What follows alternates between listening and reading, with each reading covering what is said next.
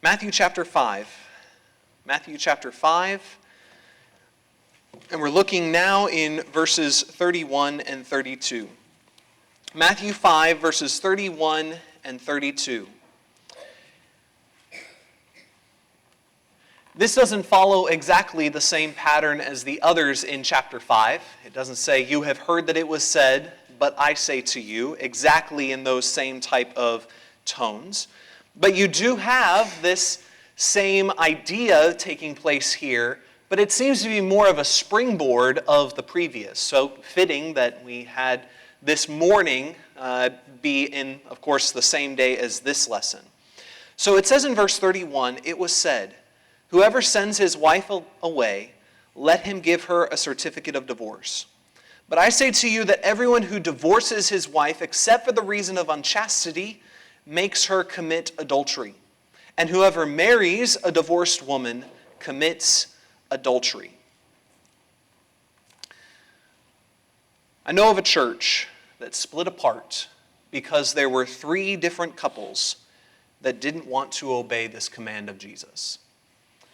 And so the church was divided because people didn't want to follow this command.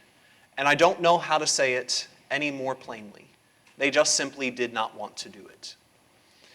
It's not a popular doctrine. It's not a popular doctrine in the world, certainly. And we can see that from examples of whenever, for instance, things went down up in Collinsville even 50 years ago at the Church of Christ that is up there, that the world was saying, "How dare that congregation take things out on this woman? It's her life and her marriage." So we see it from the world's perspective, and I'm not trying to condone that situation in any way, shape, or form. It just illustrates what the world thinks about it. And of course, even in the church, it has become a divisive issue.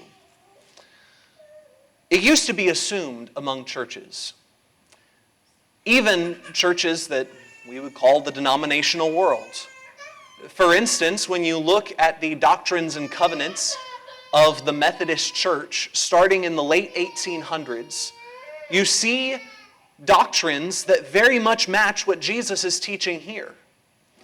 But right around 1910, 1920, you see at least a small change. And then 20 years later, there's another change. And then 20 years after that, there's another change until in around 1984, it simply says, "We understand that this is a difficult subject to deal with and that there are hearts that have to be reckoned with, and we are not going to pressure people one way or another concerning this." It made it very obvious and plain that the world, in the church even, in churches, considers this an unpopular doctrine. It used to be assumed, even among churches of Christ, what Jesus teaches here. We've been studying about Reformation history, and it wasn't until Henry VIII that churches even considered the idea of divorce for any other reason than fornication, or as it says here, unchastity. We'll delve into that idea and those words here in just a moment. This teaching may be difficult, but it's right. In Matthew chapter 19, and we will come to Matthew chapter 19 a couple of times in this lesson. It is parallel to the text that Jesus is giving here, but maybe fleshed out a little bit more. But in Matthew chapter 19 and verse 10, the disciples said to him, if the relationship of the man with his wife is like this, it is better not to marry." And this is concerning what he taught, not only in Matthew chapter 5, but he renews here in Matthew chapter 19. If the relationship of the man with his wife is like this, it is better not to marry. But he said to them, not all men can accept this statement, but only those to whom it has been given. For there are eunuchs who are born that way from their mother's womb, and there are eunuchs who were made eunuchs by men. And there are also eunuchs who made themselves eunuchs And in that way, it's meaning a figurative type of idea. They have made themselves eunuchs, that is, that they are not going to become married for the sake of the kingdom of heaven. He who is able to accept this, let him accept it. So you look around and at Jesus' teachings in these passages, you look throughout the scriptures, and the disciples even said, this is a difficult teaching. It would be better then, if these are the rules concerning divorce, it would be better just not to marry. And Jesus says, you're right. Jesus says, this is difficult, but this is what the scriptures teach. Now, as we consider this passage along with Matthew chapter 5, we then have to wonder, because this is a quotation from the Old Testament, what is being stated here is coming from Deuteronomy chapter 24. We'll turn to that in just a moment. But we have to ask the question, and some people have asked this question, was Moses wrong about divorce? Was Moses actually giving something that God didn't want him to give? Was he commanding something that God was not pleased with? And I want to state back what we talked about just a couple of lessons back, and refrain this idea of Psalm 19 in verse 7, where it says, the law of the Lord is perfect. We need to have that as groundwork as we consider what this difficulty is with Moses, that even they thought was a contradiction between what Jesus was saying and what Moses was saying. So was Moses wrong? Let's lay the groundwork that the law of the Lord is perfect. If we have that groundwork laid, then we can try to work through to see what it is that is the maybe discrepancy or the alignment between these two commands. In Matthew chapter 19 and verse 3, some Pharisees came to Jesus, testing him and asking him, is it lawful for a man to divorce his wife for any reason at all? And he answered and said, have you not read that he who created them from the beginning made them male and female? Now, this is going back even further before the law of Moses to whenever Adam and Eve were created. And it says that they were made male and female, and said, for this reason a man shall leave his father and mother and be joined to his wife, and the two shall become one flesh. Now here's Jesus' interpretation of that. So they are no longer two, but one flesh. What therefore God has joined together, let no man separate. And the implication of God's initial law back in Genesis is that when God initially made marriage, there would be no divorce. That is what he is stating here. The implication of this is that divorce would not happen at all. So what gives here with Moses and even with Jesus to an extent? Well, look at verse 7. They said to him, why then did Moses command to give her a certificate of divorce and send her away? I want to key in on the word command here. Because what we're going to see back in Deuteronomy chapter 24, Moses didn't command anything of the sort. And Jesus points that out because he said to them, because of your hardness of heart, Moses permitted you to divorce your wives, but from the beginning, it has not been this way. He says the reason why this instruction, this teaching of Moses was even in the law of Moses is because people were hard-hearted. They were not prepared and ready for the strict teaching that Jesus is going to give in the new covenant. They weren't ready for it yet. Now, divorce was happening all over the place, even in those early days. But that didn't mean that God liked it. He permitted it, but he did not command it. And so this is perhaps associated with how we talk about slavery in the Old Covenant. Just because slavery was going on and God was regulating that slavery in some way does not mean that he was saying, I'm all on board with slavery. But what he was doing is because of the state of the situation that slavery exists, I am going to give instructions of regulating this type of situation. So let's go back to what we find in the Old Covenant concerning divorce. in Deuteronomy chapter 24. Deuteronomy chapter 24 and in verse 1. Now I want you to note here, he never commands anyone to get a divorce. Notice in verse 1, when a man takes a wife and marries her, and it happens that she finds no favor in his eyes because he has found some indecency in her, and he writes her a certificate of divorce and puts it in her hand and sends her out of his house. Now this is just setting up the scenario of what is taking place. No instruction has actually been given yet. And so Moses permitted this. This is a situation that is happening, that there were these men that were divorcing their wives and giving a certificate of divorce. And it says in verse 2, and she leaves his house and goes and becomes another man's wife. So it's building the story, the scenario that's taking place. And if the latter husband turns against her and writes her a certificate of divorce as well, and puts it in her hand and sends her out of his house, or if the latter husband dies who took her to be his wife, then, now here's the instruction, then her former husband who sent her away is not allowed to take her again to be his wife, since she has been defiled. For that is an abomination before the Lord, and you shall not bring sin on the land which the Lord your God gives you as an inheritance. So nowhere in this instruction does God actually command divorce. Instead, what you see is that he knew the situation, that there were going to be situations that divorce was going to take place in the Jewish community. But here is the regulation. Here is the teaching of God. That woman can no longer go back to that first man. That was the instruction of the Old Covenant. And he uses this phrase that there has been found some uncleanness in her. Your translation may word it in that way. Mine goes a little bit different and says that he found some indecency in her. The literal word here is actually nakedness that we talked about this morning.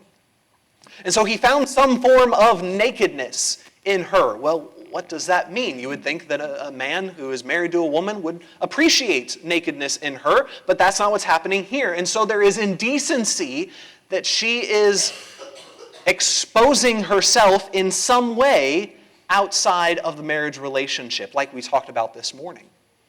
And so once again, you have, like what Jesus was saying, that it is not just for any reason at all, but that's how some Jews started to interpret this. But instead, the divorce was for the purpose of indecency or some form of nakedness. And the reason why it's a little bit more broad than what Jesus says in the New Covenant is because if a woman were to commit adultery, or if a man were to commit adultery in the Old Covenant, he or she would be put to death. And so there's no reason for divorce in that case, obviously, because the spouse is now deceased. And so there is a more broadening, but it still has this connection with sexual indecency of some sort. And so, in that way, it's very much the same of what Jesus is teaching here. But the reason that this instruction was given was so that women weren't just passed around between men. That he could prostitute her in some way and hand her off to someone else and he would get to take her back. No, she was to receive a certificate of divorce so that whenever that divorce paper was given, she could demonstrate very clearly, I am going to be unbound from this man forever. So I am now free to be entirely yours. Again, God is regulating the situation. And so now she can be remarried, but not to that first man. So was Moses wrong? I think we can see that there's actually a lot in parallel between what Moses was teaching and what Christ is teaching here. So let's go back to the New Covenant now. As we read here in Matthew chapter 5 once again in Matthew chapter 5 and verse 31, whoever sends his wife away, let him give her a certificate of divorce, it was said. But I say to you that everyone who divorces his wife except for the reason of unchastity makes her commit adultery. And whoever marries a divorced woman commits adultery. When it comes to divorce, Jesus says, don't get divorced. That's the command. But there is only one exception to this command. And that exception, in my translation, is translated unchastity. And that's maybe a more archaic form of the word. But it is the idea of, your translation may say something like sexual immorality or fornication. And so I want to first ask the question, which one should it be? Should it be sexual immorality or fornication? I take out unchastity, again, because it's kind of archaic and we don't usually use that kind of terminology anymore. But is it sexual immorality or is it fornication? And the reason I want us to talk about this is because this seems to be what a lot of Christians have difficulty with in particular. Because when we think of sexual immorality, we immediately think very broad scope. That any form of sexual promiscuity of any way, whether there be physical contact or not, is at play. But that's not what this word ever meant in the New Testament. Instead, what this word means every single time, not only in the New Testament, but also in the Old Testament translation into the Greek, and also in all of the Greek literature outside of the New Testament, it always meant the same thing: sexual intercourse outside of marriage. That is always the definition. And you can check me on that, but that is always the definition, is sexual intercourse outside of marriage. So immorality is never the definition. And so it is so unfortunate that starting with, I believe, the New King James, this switch started to happen, that most translations today talk about it as sexual immorality. But that is never the definition of the word, ever. Which means, while there are some egregious wrongs that people do, sexually and otherwise, if physical intercourse did not happen, then it's not a cause for divorce. And immediately, if we post this on YouTube, I can see the keyboards flying already of what people would have to say to that, because they already have said something very similar whenever I did a lesson on divorce just several months back. That they immediately started saying, well, what about abuse? Or, but what about pornography? And we'll talk about those in just a moment. But when we look at just the plain understanding of the text, Jesus gives one cause for divorce, and it is fornication. And we talked about before that there's a reason for that. Because when you look at the Old Covenant, and you look at God's standard of His nature, of who He is, He only gives Himself one cause for divorce. And that is as well for fornication. In Hosea chapter 2, and we'll look at verse 2. Hosea chapter 2, and in verse 2, if you'd like to look over there with me. In Hosea chapter 2 and verse 2, it says, contend with your mother, contend, for she is not my wife, and I am not her husband. And let her put away her harlotry from her face, and her adultery from between her breasts. You look through all of the book of Hosea, and he keeps saying loud and clear, she is not my wife. Israel is not my wife, for the one reason of that she fornicated with the idols. She went after these other gods, which was the very first command I gave. You shall have no other gods before me. And they didn't keep that one devoted law, that covenant of marriage that I made with her. So they fornicated on God. And God said, I will divorce myself from her. She is no longer my wife. And so as we think about the additional reasons that people might give, abuse is heinous, but Jesus doesn't permit divorce. And again, I know that I know in the pit of our stomach, as especially in our American culture, that pains us because we think of marriage as something that has to have love involved with it. That's the first law of marriage. That's not the first law of marriage. The first law of marriage is commitment and devotion and covenant. Love does not have to be in a marriage. And I know that sounds wrong to us. And for God's purposes, He wants there to be love there.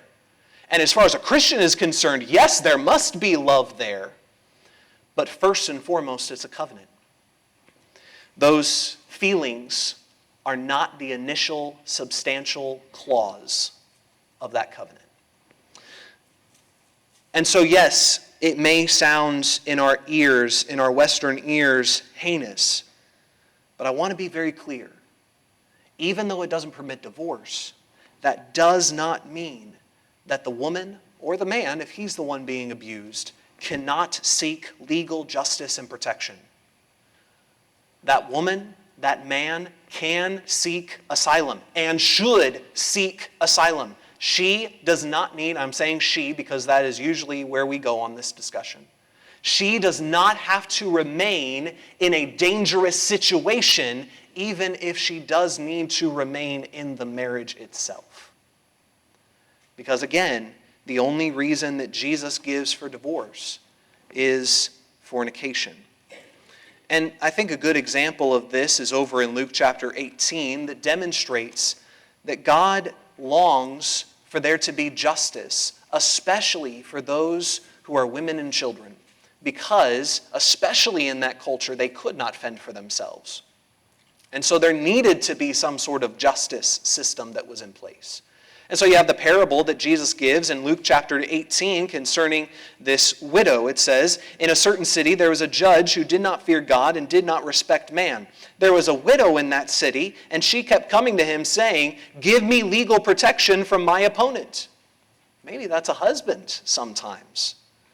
"And for a while he was unwilling, but afterward he said to himself, 'Even though I do not fear God nor respect man, yet because this widow bothers me, I will give her legal protection. Otherwise, by continually coming, she will wear me out.' And the Lord said, 'Hear what the unrighteous judge said. Now will not God bring about justice for his elect who cry to him day and night? And will he delay long over them? I tell you that he will bring about justice for them quickly. However, when the Son of Man comes, will he find faith on the earth?'" So he's going to be ultimate justice. But there seems to be implication here that he is saying that God will bring justice for those who are pained, for those who justice is deserved for of God's elect. That whenever there is a woman who is being beaten, there is justice that can be done for her even while on earth.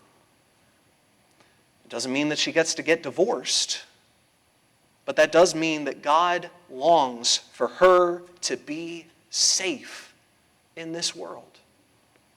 She does not have to stay in that situation. Along with that, pornography is awful, but it is not a cause for divorce. And this is where people have, in more recent years, even some preachers have gotten confused. Because what they'll do is they'll look at Matthew chapter 5 in verse 32, where it says, "For the reason of unchastity," or they might say, in that case, they like the idea of sexual immorality, and makes her commit adultery. And then they go back to what we looked at this morning. And they go back to what we looked at this morning where it says that I say to you that everyone who looks at a woman, this is verse 28, with lust for her has already committed adultery with her in his heart. So see, you have here that here's a passage that demonstrates that looking with lust at someone is adultery, and so therefore it is cause for divorce. That's the argument that's made. But if we were to make that case that says that lust equals adultery in its very act and cause for divorce, therefore, then wouldn't that mean back in the previous lesson that we looked at before, where it talks about being angry with your brother, that it says that he is a murderer? Are we then to say that being angry with someone is murder in its very act? Good luck getting any court on this earth to convict someone because they talked mean to someone else. This is not about whether or not someone is allowed to be angry with someone. Jesus makes that plain. You're not. And this is not about whether or not you are allowed to lust after someone. Jesus makes it plain. You're not. And it's a horrible sin that will send you to hell, as we looked at this morning. But it's not a cause for divorce. And while legally in this country it might be a cause for divorce, because we're in a country that has no-fault divorce, you don't even have to have a real reason. You can just say, I fell out of love with this person, and be just fine. But even for these things that are sins in the eyes of God, it does not mean that it is cause for divorce. 1 Corinthians chapter 7. 1 Corinthians chapter 7. In verse 10, some look at this and they say, here is, though, a reason that God gives for us to be able, besides this exception that Jesus gives. Not just fornication, but also in verse 10. But to the married I give instructions, not I, but the Lord, that the wife should not leave her husband. Now that's the command. But if she does leave, she must remain unmarried or else be reconciled to her husband, and that the husband should not divorce his wife. So we're talking about divorce in this discussion here. When we come down to verse 15, where it says, yet, if the unbelieving one leaves, let him leave. The brother or the sister is not under obligation in such cases, but God has called us to peace. So some will look at this and they say, well, then does this not give another reason? Not just one exception, but a second exception of abandonment. That if your spouse abandons you, that you have a cause for divorce. Again, going back to verse 10, what is the command? Do not divorce. Do not depart. And in that way, it's the same as Jesus. Because actually, it's the exact same word that's used in Matthew chapter 19 of divorce, where he says there that the command is do not divorce. Now, if the person leaves, if the person abandons your family, you are not obligated to have to run after them and bring them back to the home. You are not obligated to stay together, physically speaking. Unlike with verses 1 through 9, where it actually commands that you must be together, physically speaking. Now he says, if your spouse chooses to abandon you, you do not have to be together physically, but that doesn't permit remarriage either. So if a divorce does happen, which it doesn't command the divorce, in fact it commands the opposite, do not divorce, but if the divorce happens, you must remain unmarried for your entire life or the life of the person that you were first married to. The command is do not divorce. Look over in Malachi chapter 2. Malachi chapter 2. Last book of the Old Testament, of course. Malachi chapter 2 and verse 15. He's been talking in this context about the treacheries that they were involved in. And it finally names one specifically. When we get to verse 15, it says, but no one has done so who has a remnant of the Spirit. And what did that one do while he was seeking a godly offspring? Take heed then to your spirit, and let no one deal treacherously against the wife of your youth. Now we might insert a lot of ways that someone can be treacherous towards his wife. And we have mentioned some of those things that we might think of when we think of what is this treachery.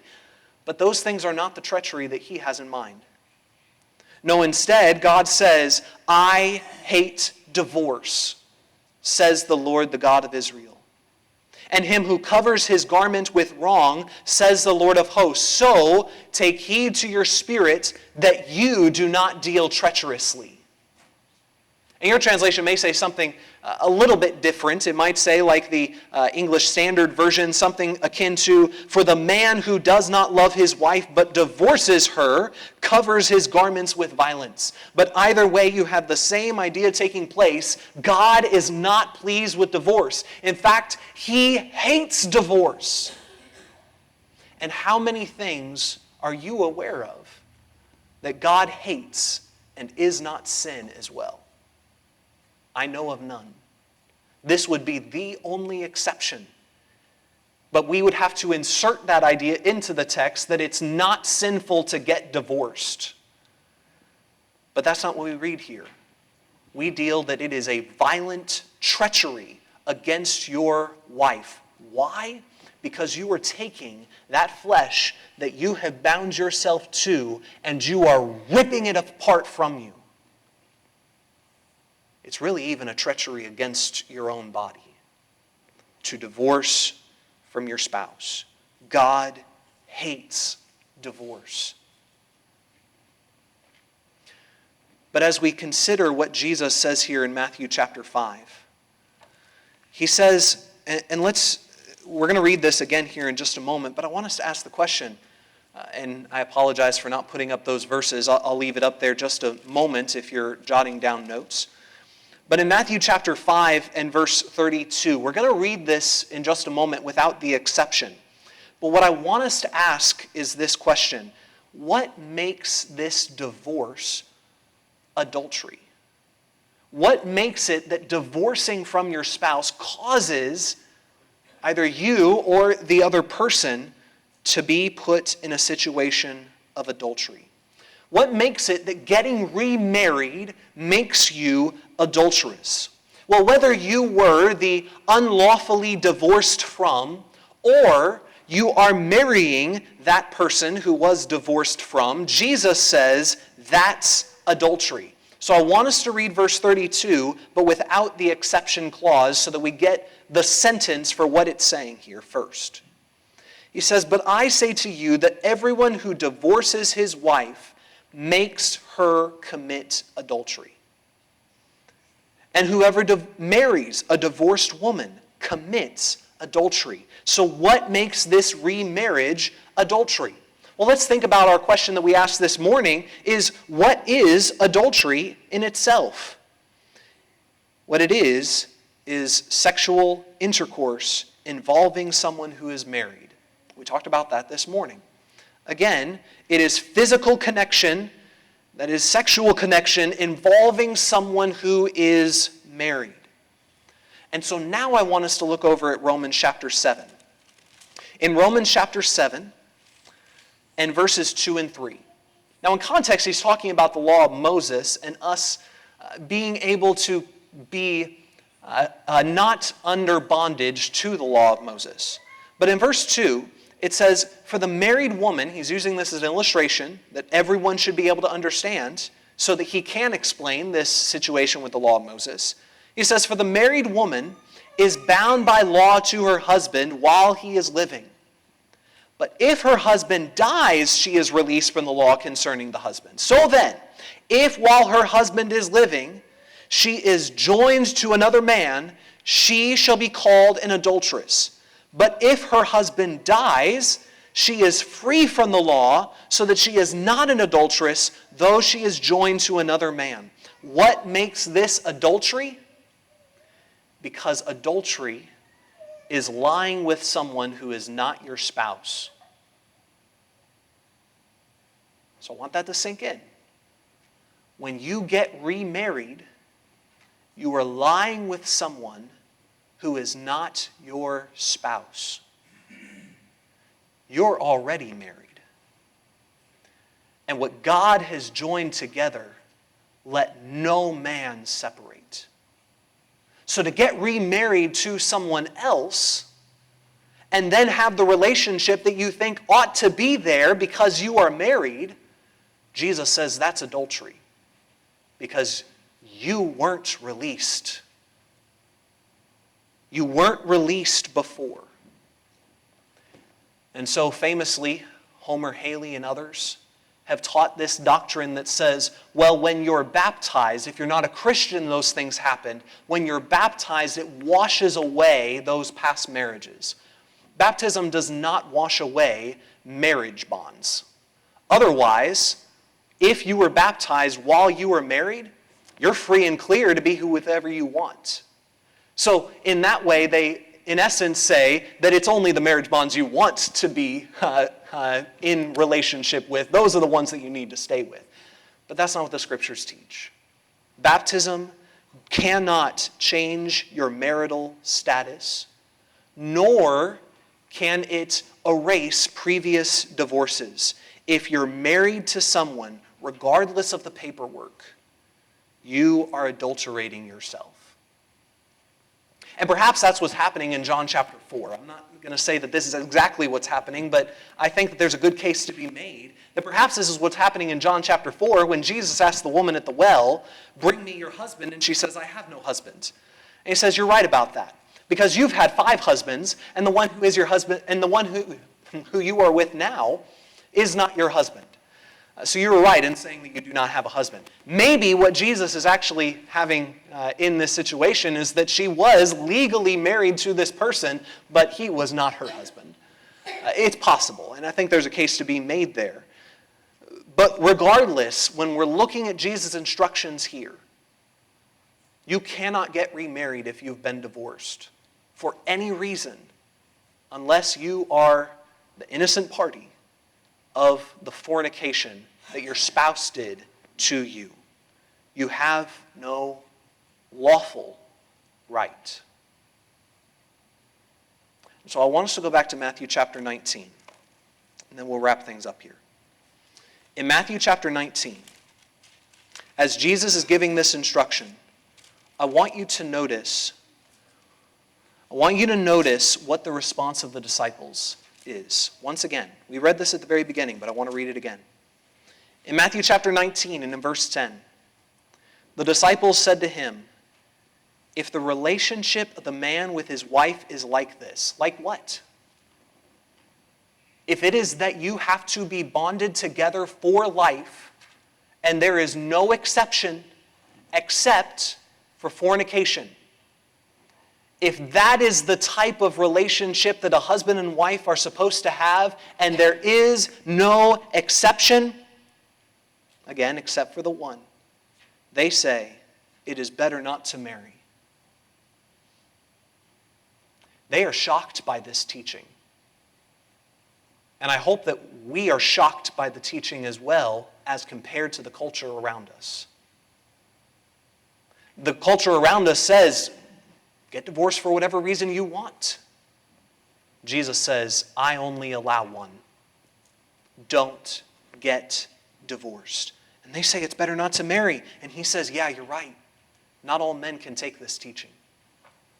This teaching that says that you are bounded or bonded together for life. That's the teaching that he's saying that some men can't take. And also he is saying that it is possible that some have to become eunuchs for the sake of the kingdom, that they're not allowed to get married for the sake of the kingdom. There are some people that they don't get to get remarried ever because of what they did in the past. This is a difficult teaching. If you're not ready for life without exception, like Cortez went into America and burned the boats behind him, there is no escaping or going back. If you're not ready for that kind of commitment, then you're not ready for marriage. Because what God has joined together, no man must separate. We should take great pains with that statement.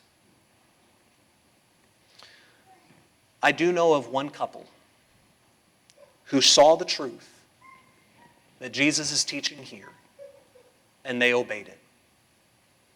Because they were not allowed, in God's eyes, to be married to one another. And so they obeyed it by divorcing their spouse, like with Ezra in the nation of Israel.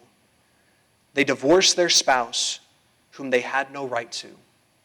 And some would immediately say, if you do that, then you are condemning that child in that home. You are making it so that they have no hope of being saved. There is hardly any chance for them because you're splitting up that home. How dare you, Christian? But their son is faithfully holding to God to this day. And he's a personal friend of mine. And he is raising those grandbabies in godliness. What we see as God splitting up a home is actually what happened was that salvation came to a new home as well. Not only to the home of those who had no right to one another, that they repented and obeyed, but salvation to even the home of his son, and hopefully as well their grandchildren. The Lord's teachings may be difficult, but they are right. And there is always hope for those who are willing to do what is right. I know it's a hard teaching. Carrie can tell you, I've been nervous about doing this lesson today. It's a hard teaching to give. And I don't know, maybe we won't even put it on Facebook or YouTube, just so we don't get the blowback, perhaps. I don't know. But maybe we will, because the world needs to hear the same teachings of Jesus as we do. I recognize that likely we don't have that kind of a situation happening here. Maybe we do, and I'm just not aware of it. But if there is any reason that any of us have to repent of wrongs, come back to the Lord, your spouse. Be his faithful bride without fornication.